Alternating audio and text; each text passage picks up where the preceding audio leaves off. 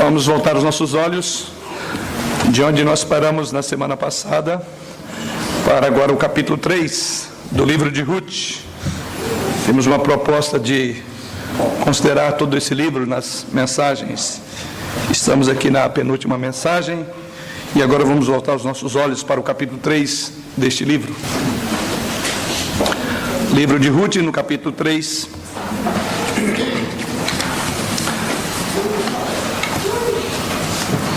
Assim nos diz o Senhor através da sua palavra. Disse-lhe Noemi, sua sogra: minha filha, não é eu de buscar-te um lar para que sejas feliz? Ora, pois, não é Boaz, na companhia de cujas servas estiveste um dos nossos parentes? Eis que esta noite a limpará a cevada da eira. Banha-te e unge-te, e põe os teus melhores vestidos, e desce a eira. Porém não des a conhecer ao homem, até que tenha acabado de comer e beber. Quando ele repousar, notarás o lugar em que se deita. Então chegarás e lhe descobrirás os pés, e te deitarás. Ele te dará, ou te dirá, o que deves fazer. Respondeu-lhe Ruth: tudo quanto me disseres, farei. Então foi para a eira e fez conforme tudo quanto sua sogra lhe havia ordenado. Havendo, pois, Boaz comido e bebido, estando já de coração um tanto alegre, veio deitar-se ao pé de um dos montes de cereais. Então chegou ela de mansinho e lhe descobriu os pés e se deitou. Sucedeu que pela meia-noite, assustando-se o homem, sentou-se, e eis que uma mulher estava deitada a seus pés. Disse-lhe: quem és tu? Ela respondeu: sou Ruth, tua serva. Estendes a tua capa sobre a tua serva, porque tu és resgatador. Disse ele: bendita sejas tu do Senhor, minha filha. Melhor fizeste a tua última benevolência que a primeira, pois não foste após jovens, quer pobres, quer ricos. Agora, pois, minha filha, não tenhas receio, tudo quanto disseste eu te farei, pois toda a cidade do meu povo sabe que és mulher virtuosa. Ora, é muito verdade que eu sou resgatador, mas ainda outro resgatador há mais chegado do que eu. Fica-te aqui esta noite, e será que pela manhã, se te queres resgatar, bem está, que te resgate. Porém, se não lhe apraz resgatar-te, eu o farei, tão certo como vive o Senhor. Deita-te aqui até amanhã. Ficou-se, pois, deitada a seus pés até pela manhã, e levantou-se antes que pudessem conhecer um ao outro, porque ele disse: não se saiba que veio mulher à eira. Disse mais: dá-me o manto que tens sobre ti e segura-o. Ela o segurou e ele o encheu com 6 medidas de cevada, ele o pôs às costas. Então entrou ela na cidade. E chegando à casa de sua sogra, essa lhe disse: como se passaram as coisas, filha minha? Ela lhe contou tudo quanto aquele homem lhe fizera. E disse ainda: essas 6 medidas de cevada ele mas deu, e me disse: não voltes para a tua sogra sem nada. Então lhe disse Noemi: espera, minha filha, até que saibas em que darão as coisas, porque aquele homem não descansará enquanto não se resolver este caso ainda hoje. Em Ruth, capítulo 2, tema da semana passada, nós vimos mais o que poderíamos chamar de vislumbre de esperança dado a Noemi e Ruth. Vimos ali que pela providência divina, Ruth encontrou o campo de Boaz, que é o resgatador e benfeitor de sua própria família. Vimos também que Boaz disse a Ruth para vir a seus campos para a coleta, e ela assim o fez. E assim ela colheu toda a cevada de trigo, conforme diz o texto bíblico, o que mostra que Deus está trabalhando e cuidando de Noemi e de Ruth, por trás de todas essas circunstâncias. Podemos entender que aquela gentileza, aquela generosidade de Boaz, na verdade era fruto da compulsão de Deus para o seu coração. Mas enquanto Noemi e Ruth foram supridas a curto prazo, e por que nós podemos entender isso? O texto, se os irmãos pudéssemos discutir ou desenvolver com mais detalhes, veria como que formam os capítulos dessa novela. A novela anterior, o capítulo da novela termina dessa forma, no verso de número 21 do capítulo 2. Continuou Ruth, a moabita, também ainda me disse, reportando à sogra dela o que aconteceu naquele dia.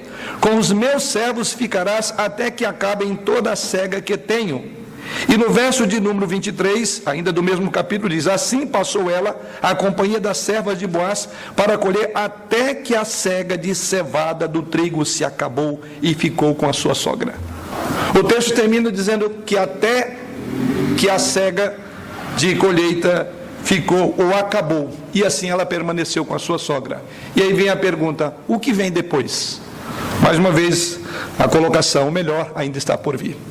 Aqui vemos que Boaz havia suprido, mas de uma forma temporal. E o texto sagrado diz que a coleta de trigo havia acabado. E o que seria de Noemi e Ruth depois? Ou seja, enquanto vemos aqui uma provisão a curto prazo, elas ainda tinham um problema a longo prazo. Quem cuidaria dessas mulheres? Quem haveria de provê-las? A pergunta fica exatamente no final do último capítulo. O último capítulo da novela é: e o que virá depois? E nós encontramos exatamente nesse contexto em que vai responder a pergunta, ou melhor, responder aquilo que está no ar. O texto sagrado diz aí: até que a cega da cevada e do trigo se acabou. E a promessa de Boaz é que ela poderia colher daquele campo até aquele momento, porque não tinha mais o que fazer a partir dali. E aí então vem a pergunta: o que seria do futuro delas? Quem haveria de prover? Boaz impediu durante todo esse tempo que elas morressem de fome, mas as suas perspectivas de vida a longo prazo ainda pareciam sombrias no capítulo 2. Então a pergunta que só o capítulo 3 vai responder. Então a passagem que temos nessa noite tem muito a nos ensinar, mais uma vez, sobre o cuidado, sobre a provisão de Deus para Ruth e Noemi. E veremos agora nesse capítulo estratégias. Ainda que Deus está por trás de tudo isso, elas elaboram, por assim dizer, uma estratégia. Ou melhor dizendo, nós temos aqui 3 estratégias: estratégia de Ruth, estratégia de Noemi e a própria estratégia de Boaz. E o nosso tema essa noite é exatamente sobre isto, ou seja, as estratégias dos justos. O capítulo 3 é exatamente isso. Várias estratégias aqui são elaboradas para se chegar a um fim. A questão então que o capítulo 3 responde é: o que um homem cheio de Deus, o que uma mulher jovem dependente de Deus e uma senhora adoradora de Deus fazem quando elas estão cheias de esperança de que a bondade de Deus haverá de supri-la? A resposta é exatamente: se manifesta na estratégia justa dos justos. É exatamente isso que nós vamos ver. Como que Noemi orienta a sua nora, como que Ruth procede diante de Boaz e como que Boaz responde ao procedimento de Ruth. Então é um capítulo de estratégias. Vamos ver o que isso deu, mas vamos orar buscando a direção do Senhor. Pai, mais uma vez voltamos à tua presença, agora para suplicar a tua direção, a tua iluminação, o teu esclarecimento às nossas mentes e corações, quanto à tua palavra, que é viva e eficaz, é mais penetrante do que uma espada de 2 gumes. E é nessa perspectiva e nessa expectativa que nos encontramos, de que essa tua palavra fale poderosamente ao nosso coração. Em Jesus oramos. Amém. Quando eu falo aqui de estratégia de justiça, eu quero definir 2 termos, né? Primeiramente, por que justiça? O que eu quero dizer é que estratégia de justiça desses justos, eu quero dizer que é um zelo para fazer o que é correto, um zelo para fazer o que é bom, um zelo para fazer o que é certo. Porque quando nós pensamos em estratégia, é possível que nos venha à mente arranjos, como muitas pessoas fazem, mas aqui são estratégias de justos, daí o nosso tema. Então é um zelo para fazer o que é correto, o que é bom, é um empenho para fazer o que é apropriado diante de Deus, sabendo que Deus é soberano sobre todas as coisas, que Deus é misericordioso. Então esses 3 personagens fazem estratégia tendo esse pensamento, de que Deus está acima de todas as coisas. Mas a estratégia por justiça, eu quero dizer então, que é esse zelo. E por estratégia eu quero dizer aqui um planejamento. Existe aqui um projeto dessas mulheres, assim bem como de Boaz, conforme veremos ao final da exposição dessa noite. Uma das lições que eu quero que nós gravemos essa noite nesse capítulo é que a esperança que nos ajuda a sonhar. Esperança é que nos ajuda a pensar de maneira a fazer o bem. A esperança é que nos ajuda a prosseguir nos nossos empreendimentos. É a esperança que nos dá força e integridade quando temos estratégias para chegar a um determinado fim. Quando nós olhamos para a vida de Noemi, certamente encontramos no primeiro momento uma mulher que foi tomada de desespero. E assim, inclusive, observamos que ela fez essa afirmação no capítulo anterior, desesperada. Mas é o desespero que faz as pessoas acharem que podem mentir. É o desespero que muitas vezes fazem pessoas roubar, aproveitar de prazeres ilícitos. Mas a esperança que vemos nessa noite, com base numa confiança de que Deus é soberano e de que Deus é por nós, e se Ele é por nós, quem será contra nós, diz as Escrituras. E exatamente essa esperança é que dá um impulso emocionante para essas servas do Senhor. E é o que eu chamo de uma justiça e uma estratégia íntegra. Nós vemos essa estratégia, primeiramente em Noemi, nos versos 1 a 5. Depois veremos no segundo momento uma outra estratégia de Ruth, que vai do verso 6 ao verso 9. E depois veremos a última estratégia de Boaz, que está dos versos 10 ao verso 15. E o capítulo novamente termina cheio de confiança no poder de Deus, e o capítulo termina com uma indagação. O que virá depois? A resposta é: o melhor está por vir. Ainda não é aqui, mas nós vamos ver como Deus faz isso. Então vamos observar esses três personagens dentro dessa estratégia. A primeira estratégia é de Noemi, e ela é traçada aí nos versos 1 ao verso 5 do texto que li. E Noemi começa dizendo, a sua sogra diz: minha filha, não hei eu de buscar-te um lar para que sejas feliz? O simples fato de Noemi usar essa estratégia nos ensina alguma coisa. Por que nos ensina alguma coisa? Que pessoas que se sentem como vítimas não fazem planos. Enquanto Noemi foi oprimida, ela só podia dizer, conforme ela disse anteriormente: o Todo-Poderoso está lidando comigo com a amargura. Eu não sou mais Noemi, mas me chama de Mara. Ou seja, ela não concebeu uma estratégia para o futuro naquela ocasião. Mas aqui vemos que Noemi agora olha com esperança para o futuro. Ela não é aquela que diz: o Todo-Poderoso tem lidado comigo muito amargamente. Ela agora mostra-se numa estratégia. Se no primeiro momento vemos ela num passo depressivo, agora nós vemos como ela se levanta da depressão. E é por isso que dizemos que pessoas que têm estratégia, elas revelam que não serão vítimas das suas depressões, dos seus mal-estar. Um dos terríveis efeitos da depressão é a incapacidade de mover de forma proposital e com esperança para o futuro. Então vemos que essa mulher venceu aquilo que poderia ser um processo que levaria até um processo de depressão mais profunda, mas ela vence. Estratégias de justiça aqui são um excesso de esperança que essa mulher revela. Então, quando Noemi desperta para a bondade de Deus, isso ela diz lá no verso de número 20 do capítulo 2.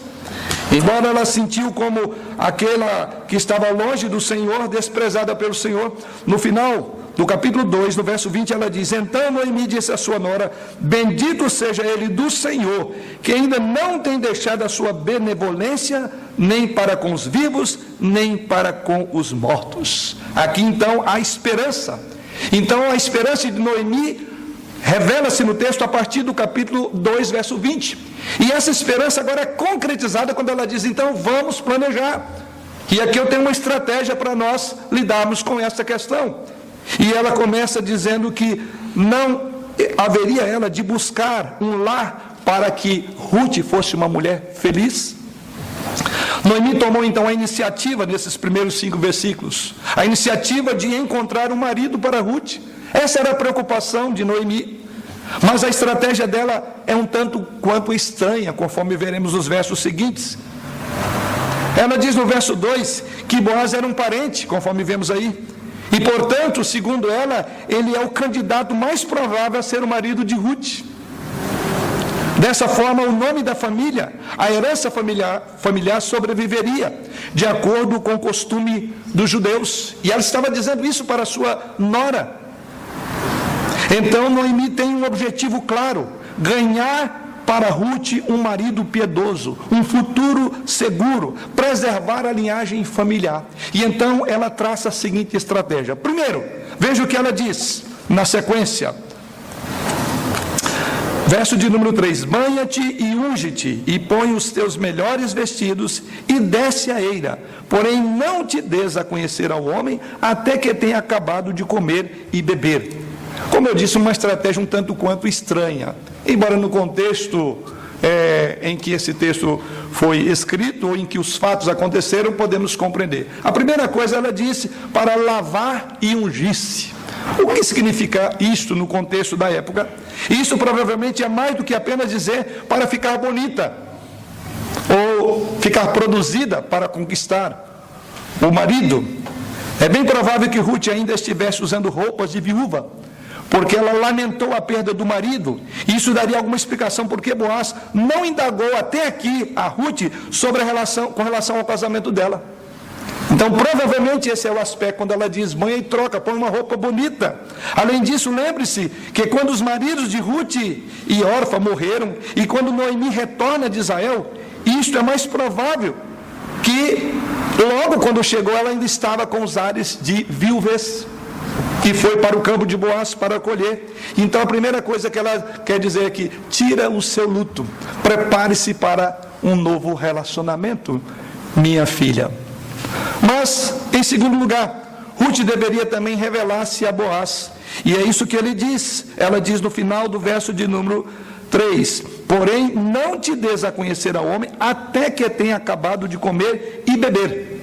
E ela continua na sua estratégia: quando ele repousar, notarás o lugar em que se deita. Então chegarás e lhe descobrirás os pés, e te deitarás, ele te dirá o que deves fazer. Em segundo lugar, Ruth deveria então revelar-se a Boaz. Na eira, ela diz aqui, não na frente de todos que estavam lá, daí porque é na noite que ela faria isso. A razão parece ser que ela não queria colocar nem Boaz, nem a própria Ruth em posição desconfortável diante dos outros trabalhadores naquela eira. Então ela usou de forma estratégica, não em local público, porque e se você receber um não?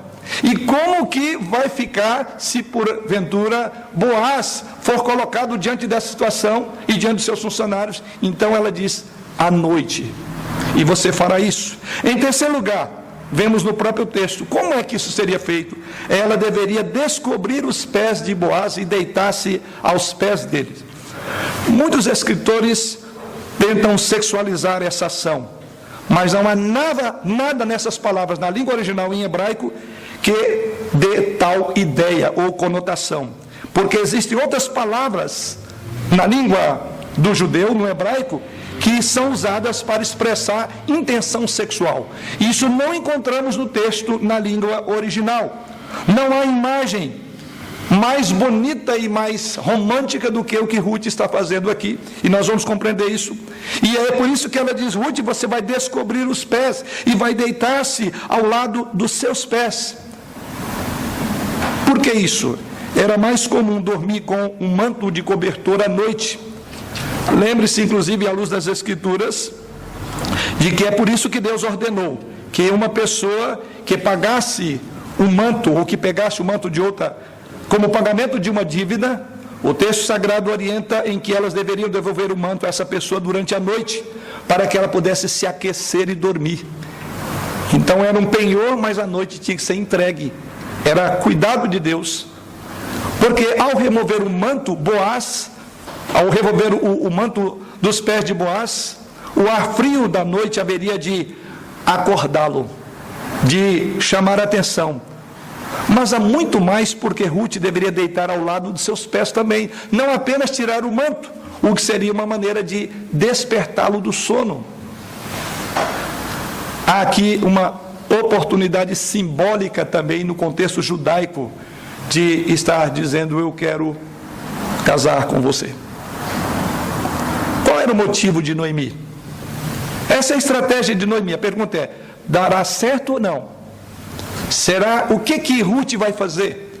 Como que Boaz vai comportar? Por isso que é uma trama aqui. As perguntas ficam lá. O que vai acontecer? A estratégia foi colocada. Qual seria o motivo de Noemi? Será que Noemi foi indiferente à possibilidade de Boaz poder rejeitar Ruth e até expor ela a uma indignação moral? O que poderia suceder? Será que poderia haver tentação sexual contra a própria nora? Será que Noemi queria que isso acontecesse? Por certo que não. Ou será que Noemi tinha tanta certeza do caráter de Boaz e do próprio Ruth, que ela saberia que eles não iriam tratar um ao outro fora do contexto da pureza? Será que ela saberia que Boaz, de fato, haveria de, profundamente comovido por Ruth, amar e haveria de evitar ter relações sexuais com ela? O autor do livro não nos diz. E é por isso que é a estrutura do texto. Até aqui, as perguntas ficam no ar. Noemi escolheu essa estratégia para ganhar Boaz. Mas haverá uma pista mais tarde que encontraremos no próprio texto. Agora o escritor parece querer nos deixar em suspense. Termina esse bloco. Entramos agora no segundo, ou a segunda estratégia. E aqui caminhamos a partir do verso 6 até o verso de número 9. Em seguida, então, vemos aqui o que aconteceu. Primeiro, Ruth afirma para sua sogra, no verso de número 5, tudo quanto me disseres, farei. Ela diz, então vou fazer exatamente isto. E assim diz o texto, então foi para a eira e fez conforme tudo quanto sua sogra lhe havia ordenado. Havendo, pois, Boaz comido e bebido, e estando já de coração um tanto alegre, veio deitar-se aos pés de um monte de cereais. Então chegou ela de mansinho, e lhe descobriu os pés e se deitou. Ruth vai seguir na íntegra o conselho da sua sogra. E aqui vemos mais a segunda estratégia de justiça de Ruth, nesses versos até o verso de número 9. No versículo número 5, ela tinha dito que iria seguir todas as instruções de Noemi, mas Ruth vai além disso. Ruth não é apenas uma mandada de Noemi, ela vai tomar uma atitude, ela vai falar, inclusive, conforme veremos. Mas é interessante que a própria Noemi faz a seguinte afirmação, no final do verso de número 4. Você vai fazer isso, Ruth, de uma forma quase que passiva, você vai lá e faz isso. E aí no final do verso de número 4 ela diz, depois que descobrir os pés, te deitarás e ele te dirá o que deves fazer. Em outras palavras, você vai e faz isso, e depois ele vai te dizer o que você deve fazer. Noemi sabia o que ele haveria de dizer? Ele poderia ter dito um não bem retumbante. Ele poderia ter desprezado Ruth. Mas o texto sagrado diz que Ruth foi a Boaz. E Ruth, inclusive, diz a que fim ela veio. E ela estava deitada sobre os seus pés e tirou o seu manto, como diz o texto sagrado. Mas o texto sagrado diz então que Boaz acorda. Observe bem no verso seguinte. Sucedeu que, pela meia-noite, assustando-se o homem, verso de número 8, sentou-se e eis que uma mulher estava deitada a seus pés. Disse ele, quem és tu? Ela respondeu, sou Ruth, tua serva. Estende a tua capa sobre a tua serva, porque tu és resgatador. Exatamente aquilo que havia sido orientado a ser feito, ela fez. E o resultado, diz o texto sagrado, que ele então acorda à meia-noite. Certamente com seus pés frios, ele agora acaba acordando. E ele, num certo momento, até assusta. Quem é você? É a pergunta que Boaz faz. Mas Ruth faz muito mais do que deitar ao lado, do que despertar este homem do sono. Observe na sequência. Então ela responde na sequência, sou Ruth, tua serva. Estende a tua capa sobre a tua serva, porque tu és resgatador.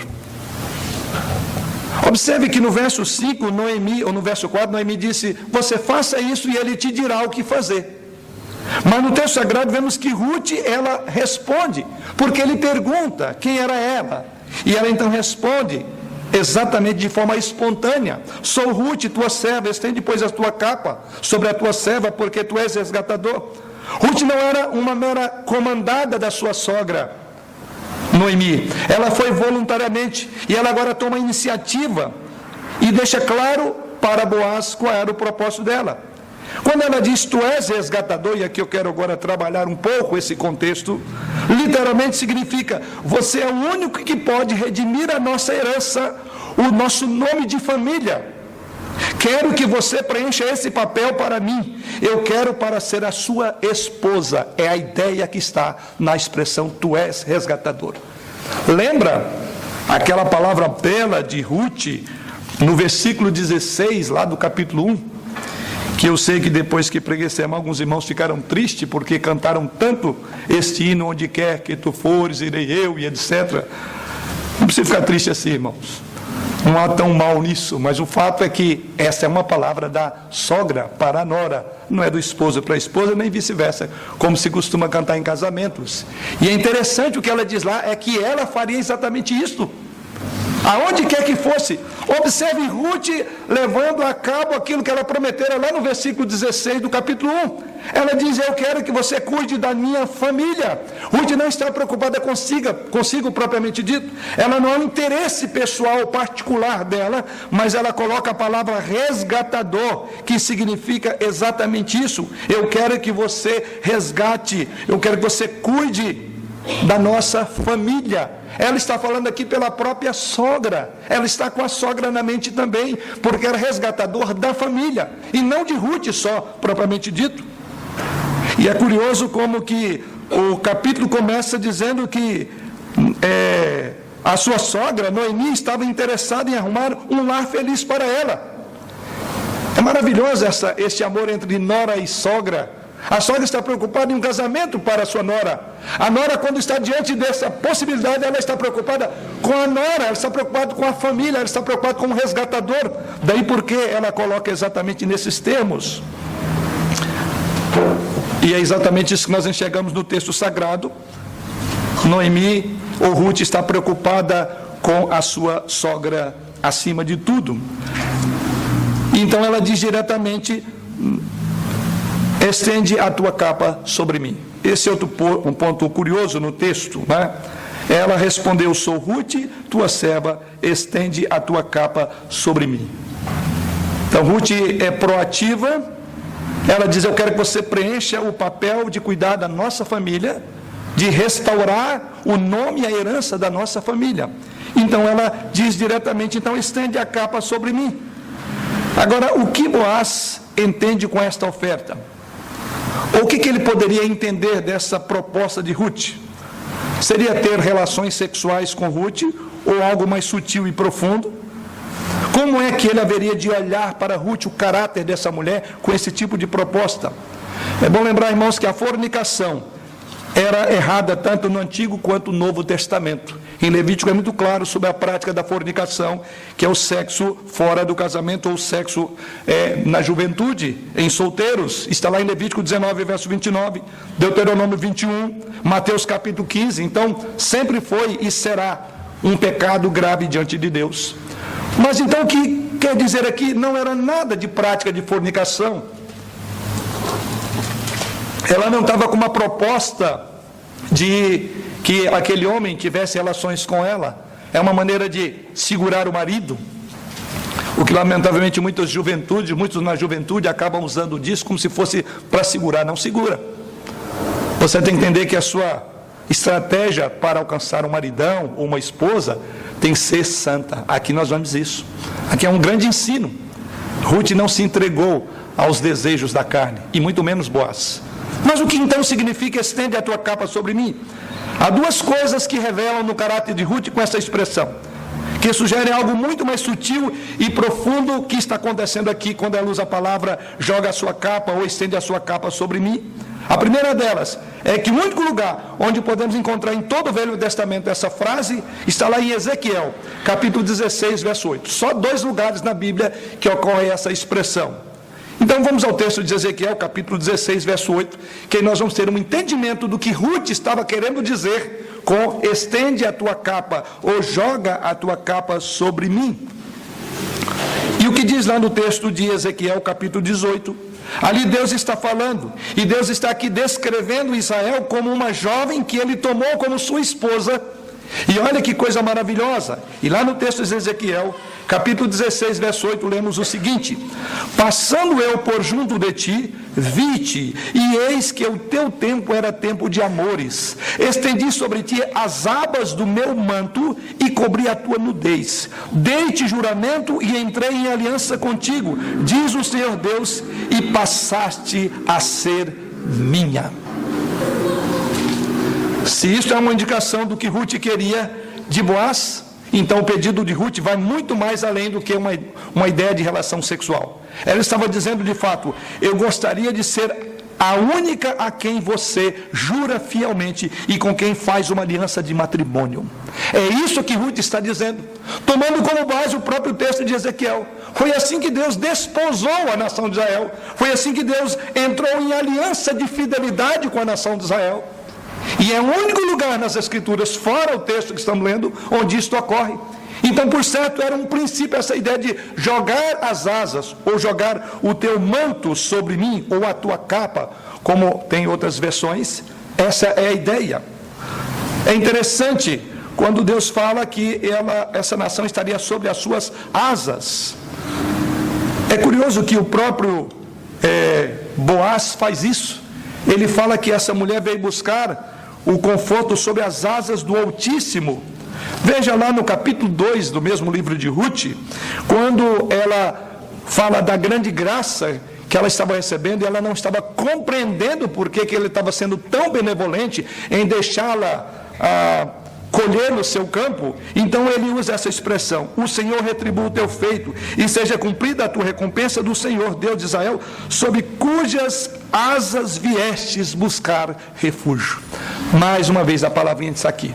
No nosso texto, em consideração essa noite, é tua capa, e ali é tuas asas. O que quer dizer isso? Sob as asas de Deus.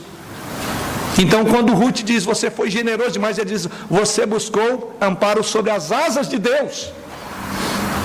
Eu acho que é muito mais do que isso que temos a ver aqui. Essa é a segunda indicação da expressão de Ruth. Há uma sutileza, há uma profundidade no que ela está dizendo. Quando Ruth disse, estende a tua capa sobre mim, a palavra para capa, o termo hebraico, é o mesmo que asa. E esse termo asa é o mesmo que foi usado no capítulo 2, conforme acabei de ler. E conforme o texto de Ezequiel, capítulo 16, verso 8, que lemos, então temos asa e temos também o manto ou capa, a mesma coisa. Essa palavra é usada apenas em um outro lugar, a saber, no capítulo 2, verso 12. E ali, conforme lemos, Boaz diz, o Senhor retribua o teu feito, e seja cumprida a tua recompensa do Senhor, Deus de Israel, sob cujas asas vieste buscar refúgio. Foi exatamente isso que nós vimos na semana passada, que Boaz era o agente de Deus para recompensar Ruth. Então não era uma benevolência direta de Boaz, ele diz, na verdade, é a provisão de Deus para você, minha filha, porque é sob as asas de Deus que você está. Então vimos que ele foi um agente de Deus para abençoar Ruth. E mais uma vez ela usa esse termo. Ele deu livre acesso ao campo, deu proteção a Ruth até aqui, deu água do próprio poço em que os seus servos também tomavam. Ruth disse a Boaz, porque achei graça aos teus olhos? É a pergunta que ela faz no verso 10 do capítulo 2. E Boaz diz, porque você refugiou sobre as asas de Deus. Você é o tipo de mulher que eu quero cobrir com as minhas asas também. Capítulo 2, verso 12, ele faz essa afirmação, sobre as asas de Deus. E aqui ele diz, porque você é uma mulher íntegra, você buscou refúgio diante de Deus, eu quero também cobrir com as minhas asas. Agora veja o que Ruth está fazendo com esta ação. A pergunta é, ele estenderia sobre ela o manto? Ou ele recolheria e embrulharia e deixaria ela descoberta? É uma trama curiosa o texto. Quando a gente vai lendo no original, você fala, impressionante, que coisa linda, que grande romance temos aqui. Cada passo, cada momento é o que vai acontecer depois, o que ela fará. Agora veja o que Ruth está fazendo com esta ação. Ela vai descobrir os pés de Boaz. Ele vai acordar como de fato acordou, para cobrir seus pés novamente, seria a pergunta.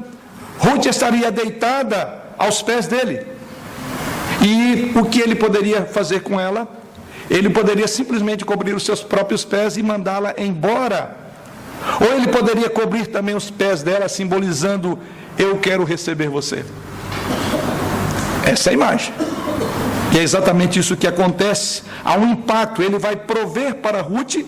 Então isso é feito na noite, conforme vemos o texto, à meia-noite, para não envergonhar nem Ruth, nem Boaz. Ruth se apresentará como uma mulher disponível, numa época que diz o texto que Boaz estaria de bom humor. O texto diz aí que estava alegre, já tinha bebido, uma colheita farta, refeição completa. Inclusive foi estratégia da sogra: depois que comer, ele for dormir, sem pressão de outras pessoas assistindo. E aí, vai dizer sim ou não? Não tinha ninguém para dizer: oh, que lindo, ele disse sim para ela, ou não, ele não vai aceitar. É curioso, o recato da noite. Isso está acontecendo. Boaz estaria agora de bom humor. Há aqui um jogo de cena extraordinário. Ninguém sabe o que acontecerá. E é por isso então que a sua sogra diz lá no verso de número 4: deita e ele te dirá o que deverá fazer. É como se ela dissesse: nem eu sei. Pode ser que ele te dê um não. Terceira e última estratégia. O que acontece com Boaz? O que ele faz? E assim entramos agora nos versos 10 até o verso de número 15. Agora vem a justiça estratégica de Boaz. Para ouvir o que ele diz na forma correta, você tem que lembrar que o texto diz que era meia-noite. Verso de número 8. Sucedeu que pela meia-noite, assustando-se o homem, sentou-se, e eis que uma mulher estava deitada a seus pés. Você tem que lembrar que ele estava à meia-noite, possivelmente sobre a luz de estrelas do luar, e ele agora olha para o rosto dessa mulher, a mulher que ele ama, e ela agora descobre os seus pés. Então ele acorda e pergunta naquela escuridão: quem é? E ela responde: sou eu, tua serva. É a mesma palavra hebraica apresentada na ideia do capítulo de, como nós colocamos, sobre quando Deus estende as asas sobre Israel, ou seu manto sobre Israel. E ela usa a mesma palavra aqui. Boaz então considera o ato de Ruth. E qual é a resposta de Boaz a tudo isto? Verso de número 10. Disse ele: bendita sejas tu do Senhor, minha filha. Melhor fizeste a tua última benevolência que a primeira, pois não foste após jovens, quer pobres, quer ricos. Agora, pois, minha filha, não tenhas receio. Tudo quanto disseste, eu te farei, pois toda a cidade do meu povo sabe que és mulher virtuosa. Boaz, então, ao considerar toda esta estratégia de Ruth, que é orientada segundo a sua sogra, ele então revela, primeiramente, que ele conhecia que era uma mulher de fidelidade. É assim que ele enxerga essa mulher. Não alguém que estava se entregando aos braços dele. Não era um sentimento vulgar. Não era um desejo sexual. Observe a expressão que ele usa: bendita sejas tu do Senhor, minha filha. Melhor fizeste a tua última benevolência do que a primeira, pois não foste após jovens, quer pobres, quer ricos. Na verdade, Boaz era um homem de idade bem adiantada, e Ruth ainda era uma jovem viúva. E ele inclusive diz: você até poderia ter procurado jovens. Você poderia ter buscado esse refúgio, esse amparo, em alguém mais ou menos da sua idade. Ruth não é obrigada a se casar com Boaz, mas ela está procurando não apenas promover para si mesma, ou prover para si mesma. Conforme dissemos, ela está preocupada com a sua sogra, com Noemi. Ela está atrás daquele resgatador, e ele que era parente de Noemi, e ela foi atrás dele. E ele diz: bem fizeste, que você tinha a oportunidade de procurar alguém mais novo do que eu, e você não fez isso. Então ele fala: você é muito fiel, você é fiel a Deus, você é fiel à tua sogra. Ruth poderia casar-se com outro, ser cuidada e viver feliz para sempre, mas Ruth está pedindo a Boaz para que a linhagem de Noemi permaneça intacta. Aqui está o cumprimento do que ela promete no versículo 16 do capítulo 1. Ela está exatamente preocupada com a posteridade de Noemi, que permanecesse intacta a provisão e os cuidados dela. Ruth levou a sério aquela declaração maravilhosa do versículo 16, e vemos isto aqui. Ruth está escolhendo o que é piedoso, não o que é conveniente, não aquilo que é para os seus próprios desejos. E é por isso então que Boaz diz aí, disse ele: bendita sejas tu do Senhor, filha minha, melhor fizeste na tua benevolência do que a primeira. Então ele enxerga o caráter daquela mulher, uma mulher piedosa, uma mulher fiel. Embora jovem, poderia escolher outros mais novos, outro novo, ela certamente teria. Mas ele diz, em função do que você está dizendo, você é uma mulher bendita do Senhor. Boaz reconhece Ruth como uma mulher digna, ela é uma mulher virtuosa de caráter, de nobre excelência. Esta é a mesma frase hebraica que encontramos também em Provérbios, quando ele fala que ela era uma mulher bendita. Olha o que ele diz no verso de número 10: sejas tu, filha minha, melhor fizeste na tua benevolência do que a primeira, pois não foste após jovens. E lá no final do verso de número 11, ele diz: o povo da cidade sabe que és mulher virtuosa. É curioso isto, mulher virtuosa. Esse termo virtuosa que é usado aqui é o mesmo texto que encontramos em Provérbios 12, verso 4, que descreve uma mulher de excelência. E lá em Provérbios 12, 4 diz: a mulher virtuosa é a coroa do seu marido, mas a que procede vergonhosamente é como podridão nos seus ossos. Também a mesma palavra daquele texto bastante conhecido, de Provérbios 31, verso 10, que ali é dito que a mulher virtuosa, quem achará? O seu valor muito excede o de finas joias. Ou seja, Boaz achou, porque é o termo que ele usa aqui. Você é uma mulher virtuosa. E aliás, não era só uma opinião dele. Ele diz: todo o meu povo sabe que és mulher virtuosa. Quer dizer, o procedimento, o caráter dessa mulher era conhecido de toda a cidade. O seu recato, a sua piedade. E lembre que essa é uma mulher moabita. Que lição para os próprios judeus. Ali estava uma mulher piedosa, embora não nasceu num campo de piedade ou num ambiente de piedade. Então ela praticou certamente a integridade sexual. Ela foi fiel em sua decisão, foi piedosa em suas decisões e muito espiritual. Não foram decisões egoístas que ela tomou ou egocêntricas. Por isso, Boaz está elogiando esta personagem em Ruth, ou seja, a personagem de Provérbios 31. Ele tipifica dizendo: você é como aquela mulher virtuosa. E todos sabem disto. Um homem de meia idade era Boaz, apaixonado por uma jovem viúva, a quem ele discretamente chama de minha filha. Curiosa essa expressão no verso de número 10. Bendita sejas tu do Senhor, minha filha. Na verdade, ela tinha de fato já a idade de ser filha dele, ou ele tinha idade para ser pai dela.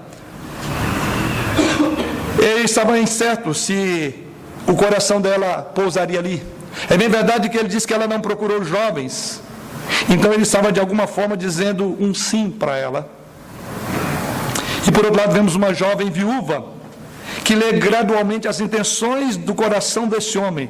E ela se prontifica a arriscar numa interpretação vindo na calada da noite. Enfim, haveria ou não de refugiar sob as asas dele? Haveria ou não de estender o manto? E assim encontramos como que Boaz reage. Então vem uma palavra, mais uma vez, que revela agora a característica dos justos, ou a estratégia dos justos. O texto não para por aí. E assim, depois dessa troca de elogios, ou esse romance que estava no ar, como alguém diz, o amor já estava no ar aqui, mas veja, como nós falamos, a estratégia de pessoas justas. Tinha algo que deveria acontecer antes. Observe o que diz no verso de número 12. Ora, é muito verdade que eu sou resgatador, mas ainda outro resgatador há mais chegado do que eu. Ele só tem um detalhe: você é bendita, não tenho dúvida. Você poderia ter escolhido alguém mais novo do que eu, e eu de fato me encantei com você. Só que temos padrões a respeitar. Tem outro que tem o direito antes de mim. E aqui encontramos a última estratégia deste homem: respeito à lei dada por Deus. E aqui temos nessa estratégia, primeiramente, um homem que é piedoso, um homem crente. Ele poderia falar: não há nenhum problema, eu sou dono de tudo, e qual é o problema? Você quer ser minha, eu interesso por você e está tudo resolvido. É por isso que nós falamos que a estratégia é de justos. Vemos uma estratégia piedosa da sogra, uma estratégia piedosa de Ruth, e por fim uma estratégia de um homem piedoso. Mulheres piedosas encontram homens piedosos. É o efeito, é a causa e o efeito, e assim funciona. Se você quer ter uma vida e um relacionamento piedoso, você tem que ser crente. E você tem que buscar alguém que também seja crente como você. Porque relacionamentos piedosos, há uma convergência de um lado para outro. Mas agora ele diz: há um problema. Boaz não é o parente mais próximo. Ele diz aqui que é um parente mais próximo de Elimeleque, que pode desempenhar o papel desse resgatador ou desse benfeitor. Em outras palavras, a música romântica para. E agora? Não podem casar e viver felizes para sempre, porque há uma lei a ser respeitada. Há outra pessoa que deve cumprir o papel de resgatador, e ele lembra disso. Ele poderia simplesmente ter ignorado. Aliás, Ruth nem sabia. Mas ele não seria um homem fiel. E certamente a sogra diria: olha, peraí, não é bem isso. Ou pode ser que nem Noemi sabia. Porque quando ela diz: ele é resgatador, possivelmente Noemi entendia que era o único. Mas tinha mais parente de Noemi naquela cidade. E ele, de sã consciência, coloca dizendo: eu não posso fazer isso, porque tem alguém que tenha preeminência em relação a mim. Boaz diz que ele aceitaria a oferta de Ruth, se esta outra família redentora não aceitasse. E assim continua o texto dizendo: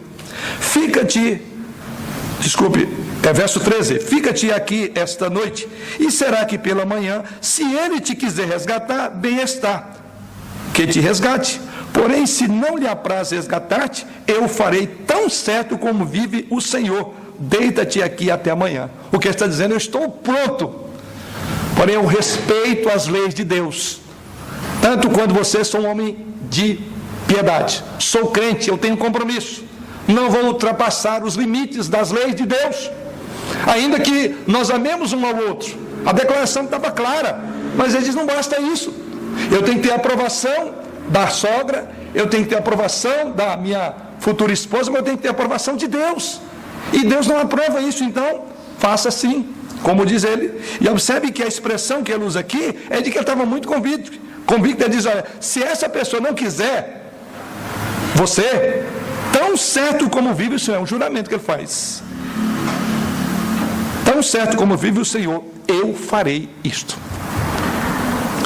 Que exemplo de encontro para casamento. Se os encontros dos namorados, dos nossos jovens, seguissem esse caminho, certamente não teríamos tantos problemas como temos enfrentado com a nossa juventude e posteriormente outros casamentos que começam já errado. Que exemplo de maturidade entre esses dois aqui e de piedade. Portanto, ele pediu agora para ela ficar. E aí no verso 13 ele diz: então, fica-te aqui. Ele diz: na manhã isso vai acontecer. Porém, ele fala para ela permanecer ali. É outro ponto importante do texto, quando ele pede para que ela ficasse ali à noite, para a sua segurança. Lembre-se que esse momento era aquele terrível momento, o período chamado dos juízes, que não havia respeito por ninguém.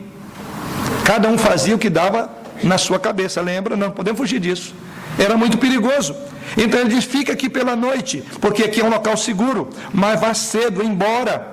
Ou seja, outro ponto importante, quando ele diz que ela deveria logo ao amanhecer, verso de número 14: ficou-se, pois, deitada a seus pés até pela manhã, e levantou-se antes que pudessem conhecer um ao outro, porque ele disse: não se saiba que veio mulher à eira. Então ele diz: você fica para proteger, mas não fique o suficiente para que a sua fama ou a minha seja mal interpretada. Por quê? ele diz que eles não deveriam saber que ela estava na eira. A eira era um lugar onde as prostitutas vinham, irmãos. Isso está lá em Oséias capítulo 9, verso 1. Então Boaz toma muito cuidado para garantir a integridade, para que ela não fosse prejudicada na sua imagem, porque isso não poderia acontecer. Isso aqui é o que eu chamo de namoro puro, perante Deus e um ao outro. Não quero difamar a minha namorada, nem o meu namorado. Jovens, estejam atentos a isto. Então diz aí que de manhã cedo ela deveria sair logo, porque Boaz estava preocupado com a reputação da sua, quem sabe, futura esposa. Ou pelo menos o que seria esposa de outro, que ele estava abrindo mão, dizendo que era melhor, que tinha um outro que haveria de possuí-la, ou de tê-la como sua esposa. E assim, no verso 18, o capítulo termina dessa forma.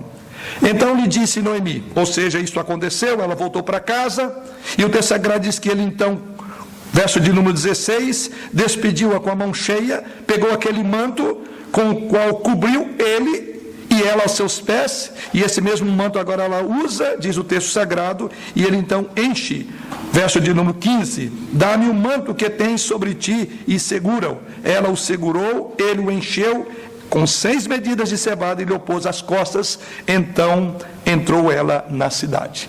E chegando lá, ela mais uma vez fala para a sua sogra. Certamente a sua sogra estava aqui, o que vai dar? Ou mais ou menos, o que aconteceu, minha filha? Deu certo? E a resposta é curiosa. E disse ainda, estas 6 medidas, ela referindo-se isso à sua sogra, verso 17, essas 6 medidas de cevada ele mas deu e me disse, não voltes para a tua sogra sem nada. Então lhe disse Noemi, espera, minha filha, até que saibas em que darão as coisas, porque aquele homem não descansará enquanto não se resolver este caso ainda.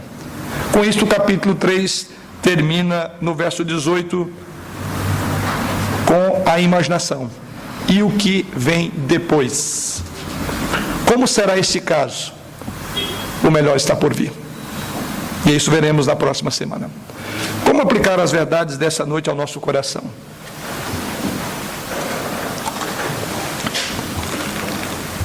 Há 3 aplicações que queremos fazer. Primeiramente, a primeira delas é que Deus abençoa as pessoas retas.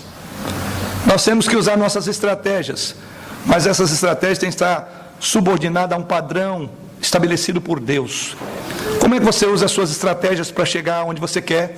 Seja no namoro, seja no relacionamento, no emprego, no trabalho, alcançar aquele grau na sua instrução acadêmica. As estratégias fazem parte da nossa vida, mas devemos lembrar que Deus abençoa as pessoas retas, que têm boas estratégias, ou estratégias piedosas. Os nossos personagens principais foram aqui descritos como pessoas dignas, em termos de caráter. Ruth é descrita, conforme vimos, como uma mulher digna, no versículo 11. Boaz é descrito como um homem digno, no capítulo 2, versículo 1. Irmãos, nós precisamos de pessoas dignas e íntegras. Nós precisamos, inclusive, ser pessoas íntegras, honestas. Devemos agir dentro de um padrão de valores cristãos. É por isso que Deus nos colocou para ser sal da terra e luz do mundo.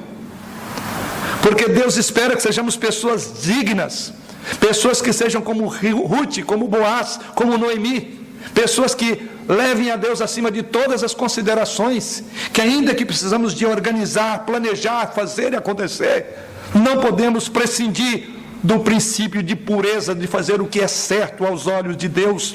Somos sal e somos luz. Precisamos mostrar integridade em nossos relacionamentos. Precisamos mostrar integridade nas nossas relações uns com os outros, na relação familiar, integridade no casamento, integridade no namoro, integridade nos negócios, integridade nos estudos. Essa é a primeira ensino que aprendemos desse texto. Mas uma segunda aplicação podemos fazer é crer que a providência divina não deve levar-nos ao fatalismo ou à passividade.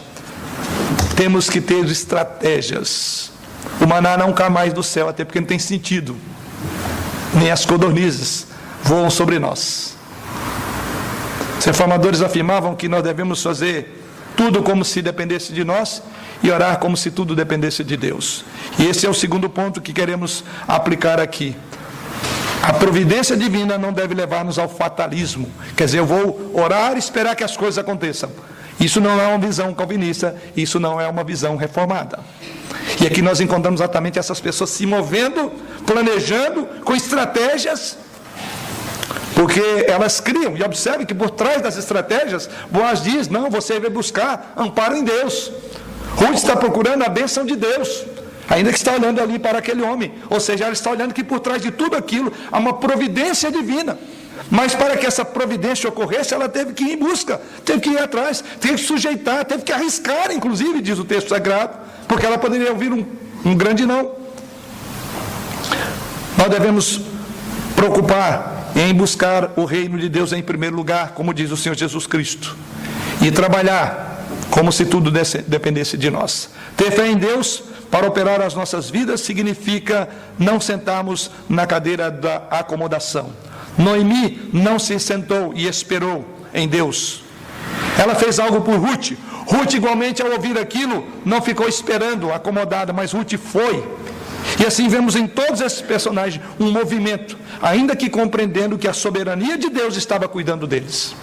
Mas em terceira e última aplicação, é quando Ruth fez o esforço para chegar aos pés de Boaz, tudo mudou na sua vida.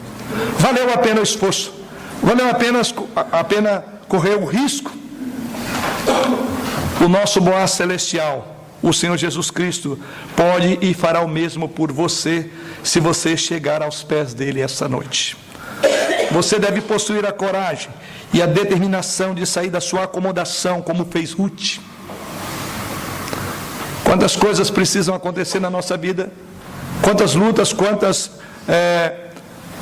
empreendimentos temos na nossa vida diária, quantos desafios se colocam sobre nós. Então você precisa de entender que Ruth, a vida dela mudou quando ela foi em busca do seu Boaz. Para chegar aos pés dele, você então deve, da mesma forma, ir aos pés de Jesus Cristo.